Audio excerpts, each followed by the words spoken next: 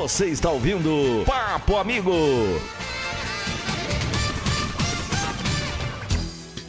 Vinte horas e 22 minutos, ou seja, são milhares de pessoas aí no Brasil e no mundo acompanhando o Papo Amigo, informação com a versão. E tem o WhatsApp do Papo Amigo, que é o 11 97373 7748. 11 97373 7748.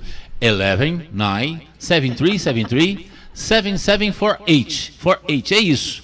Eu tô aprendendo, né, gente? Um dia eu tomo vergonha na cara e eu aprendo inglês. Eu tô falando em inglês pelo seguinte, eu tô falando no número em inglês. Nós temos uma amiga hoje morando na Califórnia. E ela tá ouvindo o Papo Amigo e ela está usando o Papo Amigo para treinar a sua tradução simultânea. Ela é uma jovem que está estudando lá e ela manda algumas mensagens e logo vamos entrevistá-las também pelo Skype. Aguardem aqui. Papo Amigo cada vez melhor. Ô Paula, a gente estava no primeiro bloco, nós estávamos falando sobre um assunto referente à trajetória da Ana. Fala então, por favor, fique à vontade para fazer a pergunta que você ia fazer, fique à vontade se você quiser fazer, senão a gente faz outra. Não se preocupa, se quiser a gente faz outra pergunta. Eu faço, porque pergunta é o que não falta. Se quiser, pergunta é o que não falta. Tá bom, eu faço, fique à vontade. Eu gostaria que a Ana falasse um pouquinho da trajetória dela, do início de carreira. Por quê? Porque nós estamos no mês da mulher, né, Paulo? Sim. E quantas de nós já passamos por várias questões, dificuldades, e aí a área de direito não é diferente. Imagino. Então, Ana, por favor, se fique pronuncie. À vontade. Fique à vontade. O palco é seu. Ou melhor, o microfone é seu. Com certeza. Quando eu entrei na faculdade, né, eu fiz FMU. E na minha época tinham 120 alunos por sala. 120 era gente alunos pra caramba. E eu sou canhoteira. Então eu era a primeira a chegar porque eu queria uma cadeira, porque eu escrevia tudo. Eu era aquela Caxias que não faltava na aula. Que maravilha. Porque eu já fazia estágio o dia todo e estudava à noite. Uhum. E os meus pais queriam de todo jeito que eu fosse funcionária pública, ou juiz, ou promotora, porque eles eram funcionários públicos. Sim. E aí eu comecei a fazer estágio no MP, fiz estágio no INSS e falei, gente, esse mundo... INSS, meu Deus do céu. Na verdade, eu fiz no setor de gerência de cobrança de grandes devedores. Que interessante. Foi bem interessante, aprendi pra caramba, só que aquilo não era para mim, porque eu vejo o funcionário público, ele tem um outro olhar para o processo. E aí, no 4º ano, eu entrei no escritório de advocacia. Aí eu senti que aquilo ali que eu queria fazer. Aqui que é a minha terra, minha área. Né? Por minha quê? Área, porque as pessoas vinham com uma dor e a gente tinha a solução. E quando saía a sentença do juiz, o escritório inteiro vibrava, porque nós conseguimos. E aquilo era muito gostoso, né? Você fazia, não só pelos honorários, mas você fazia por uma causa, né? Uma mãe que queria uma adoção, um divórcio dificultoso, que o marido batia na mulher, né? Então, foram várias coisas que apareceram no decorrer da minha vida, que eu falava, nossa, que bom ajudar essa pessoa, né? E foi indo... Até que eu me identifiquei mais com a área de leilão e atualmente, há alguns bons anos, eu trabalho nessa área. Você sabe que a coisa que mais me assusta? Por exemplo, eu sou um cara extremamente apaixonado pela figura feminina. Eu sou extremamente apaixonado pela figura feminina. Então, eu tenho uma relação muito forte com a figura feminina, com a Mãe Terra. E também tenho uma relação muito forte com a figura masculina, o Deus Pai. E aí o que acontece? Como eu levo tudo para o lado da espiritualidade, eu fico preocupado com o que está acontecendo no mundo, principalmente nos últimos 40 anos, não estou falando nos últimos 8 anos, não. Estou falando nos últimos 40 anos, já venho observando isso desde quando eu tinha 20 anos, 19, 20 anos, que é uma tentativa de jogar homens contra mulheres e mulheres contra homens. Exato. Então eu falo, gente, com todo respeito, olha, a palavra machismo e a palavra feminismo, para mim é farinha do mesmo saco. Porque eu vejo, a gente lida com voz... A gente vê muita gente falando, não, porque eu estou aqui para defender a mulher. Tolinho, você quer voto, amigão? Não me engana. Exato. Então eu vejo tanta balela, que eu fico às vezes pé da vida. Como é que é lidar com essa hipocrisia social? Porque homem é homem, mulher é mulher, acabou, beleza. Injustiça aconteceu a vida inteira na sociedade. Se tem 13 mulheres morrendo por dia, tem 145 homens morrendo por dia, pelo que eu fiquei sabendo. Então, como é que é lidar com essa hipocrisia social? Fácil, Como não é que é lidar com essa hipocrisia social? Eu tive que me impor diversas vezes, faço uma isso loucura, até né? hoje. Eu faço isso até hoje. Sim. Esses dias eu estava tentando fechar um acordo e um advogado bem mais velho, Sim. Eu entrava em contato com ele, ele era extremamente grosseiro. Eu falei assim, doutor, eu não estou entendendo. A gente está tentando fazer um acordo. Eu quero beneficiar o seu cliente e beneficiar o meu e a gente terminar com o processo. E aí, o jeito que ele falava, por eu ser mulher, eu senti isso. Ah, tá. Né? Tá. Eu falei que, é um absurdo Mas um o negócio cara é um desse. babaca, um mau caráter, ou ele simplesmente era agressivo porque acreditava que aquilo era o correto? O processo estava arquivado há 4 anos. Sim. Aí eu falei assim, eu estou pedindo para desarquivar porque o meu cliente quer pagar. A gente quer fazer um acordo. Sim. Ele estava sem trabalhar há 4 anos. Que ele nem loucura. tinha noção que ele ia receber. Eu fico impressionado com essa questão no Brasil e no mundo. Não é só no Brasil não, Paula, não é só no Brasil não, Ana e ouvinte do Papo Amigo. Que é essa coisa do ai que bom seria se fosse. Cria-se um processo de burocracia ou de burocracia que total. você ferra a vida de um ser humano por 20, 30, 40, 50 anos. Exato. Mas não é só no Brasil, é no mundo. Eu falo, gente, pra que isso? Aí vem o cara, fica invocado, pega um estilingue, pega uma azeitona e acerta a testa do elemento. Oh, aquela pessoa é violenta. Meu, Sabe o que é mais você triste? pediu pra ser violento, A gente amigão? tem uma legislação Sim. de mediação e arbitragem, que é uma forma de tirar esses conflitos do judiciário e resolver de forma pacífica. Sim, Mas sim, muitos sim, juízes, sim, apesar sim. dos advogados pedirem, implorarem para fazer um setor de conciliação ou de mediação, eles ignoram. Falar se a outra parte não se manifestou, não precisa. A gente tem gente treinada dentro dos fóruns, que são mediadores de alta ponta, para tentar um acordo. Eu vou falar uma coisa pra vocês. Na minha opinião, pelo pouco que eu tenho de experiência de vida, na minha opinião, existem pessoas no mundo que adoram conflito. Porque, na minha opinião, é ali onde elas vão ganhar alguma coisa. Ou uma satisfação, tem muita ou gente uma assim. satisfação financeira, ou uma satisfação emocional. Exato. Eu tenho poder. Exato. Eu posso, eu quero, eu vou fazer aquilo do meu jeito. Eu vou contar uma história. Por favor. Eu processei uma pessoa, filho de um dono de um supermercado gigante, renomado, e porque ele alugou um imóvel do meu cliente por R$45 mil. E aí a gente fez o pedido de... O valor pode falar, não tem problema. Não tem problema. Tá. Foi uma briga e ele teve que sair do imóvel porque o imóvel estava detonado.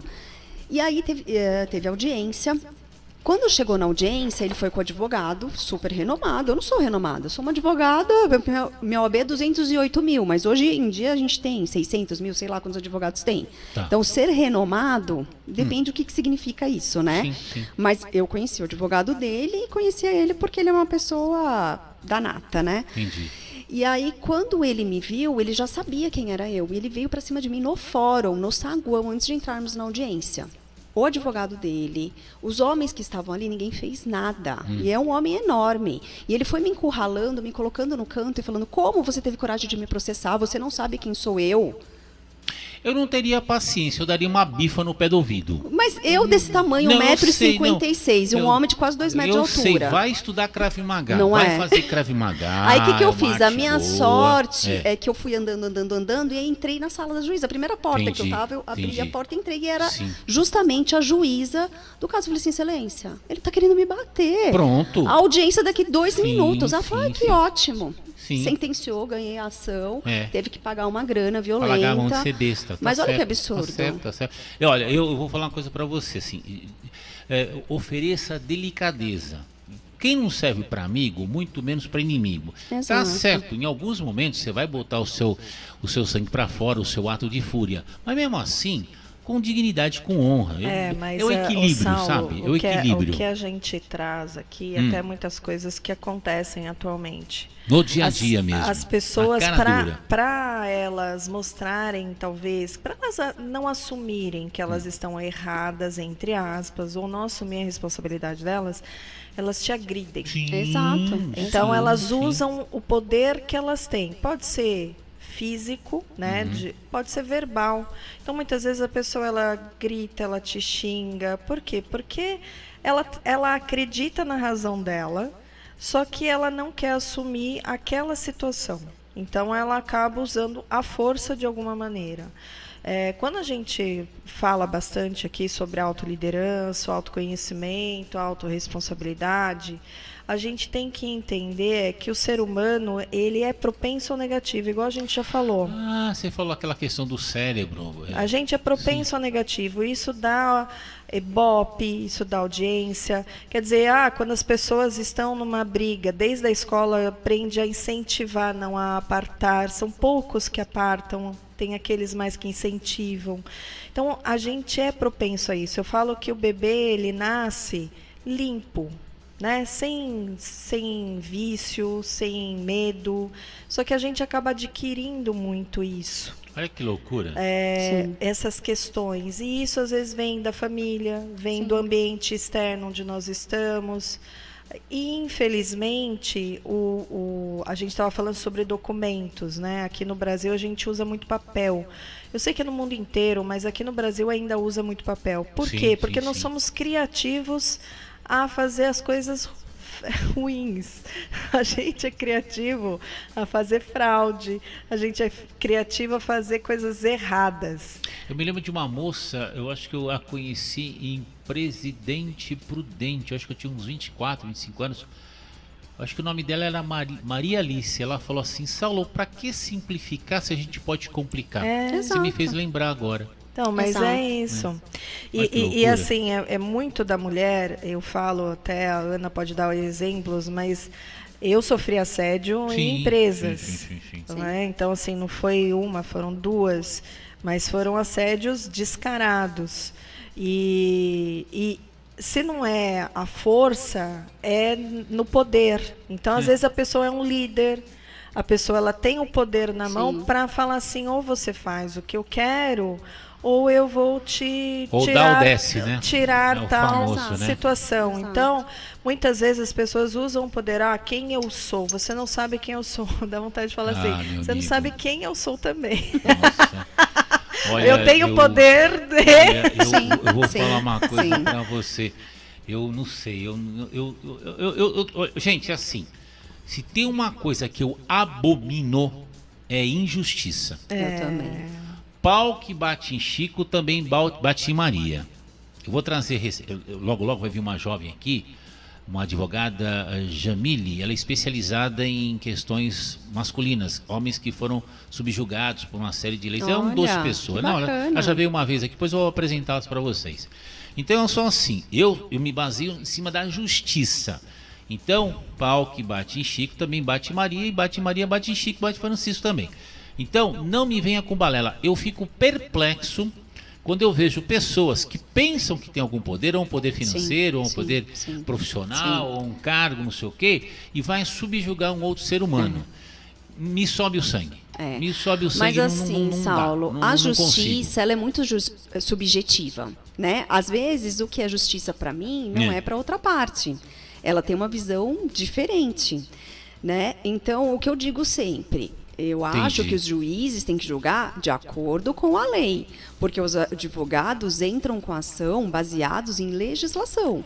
Infelizmente, a gente tem casos que o juiz ignora aquilo que a gente fala. Infelizmente, acontece isso. E por isso existem os recursos, e vai para o tribunal, depois vai para Brasília, e ficam anos e anos e anos em discussão. Né? Mas vamos analisar o seguinte. Eu recentemente vi um filme pela segunda ou terceira vez com o Denzel Washington. Ele é um professor negro. Não sei se foi na década de 60, 70, não sei quando é que foi a história, baseado numa história real, onde ele leva um grupo de alunos de uma escola que era uma escola para negros, afrodescendentes. Hoje o pessoal chama de afrodescendente, eu sou da velha guarda, continuo falando negro, com todo o respeito. Eu também tenho um negro na família, gente, então não enche o saco. Então, o que acontece é assim, e ele pegou e levou um grupo de alunos para fazer um debate em Harvard, e uma das questões foi a questão do cumprimento da lei.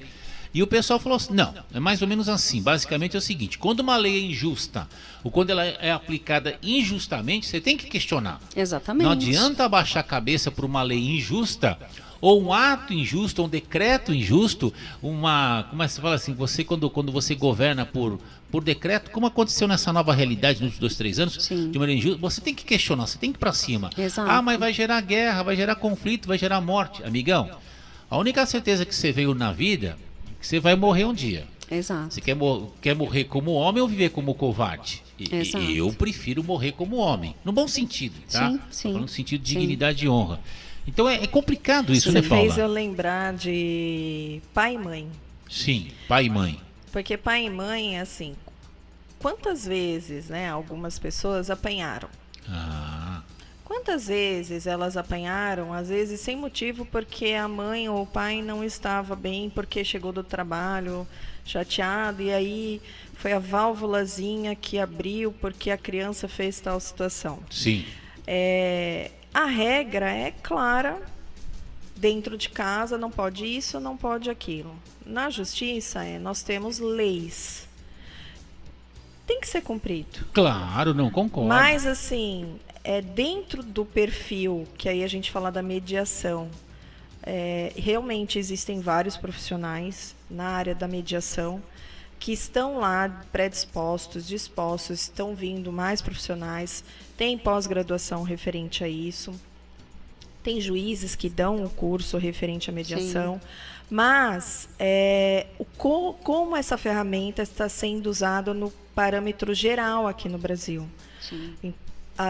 Não é só uma região, não é só uma cidade, um município está cuidando disso. A gente precisa entender no geral, porque o desgaste emocional do cliente, ela como advogada, ela como profissional de ter que correr atrás toda hora, que a gente sabe que é desgastante, vai no fórum, volta do fórum, às vezes tem que você ir lá pessoalmente, às vezes não tem, dá para assinar, não dá, tem que ir atrás de não sei, tem que ir no cartório, então assim, é um movimento que às vezes você perde tempo em trânsito, você perde tempo de vida, e a vida é tão importante, eu falo que tempo é vida, não é dinheiro.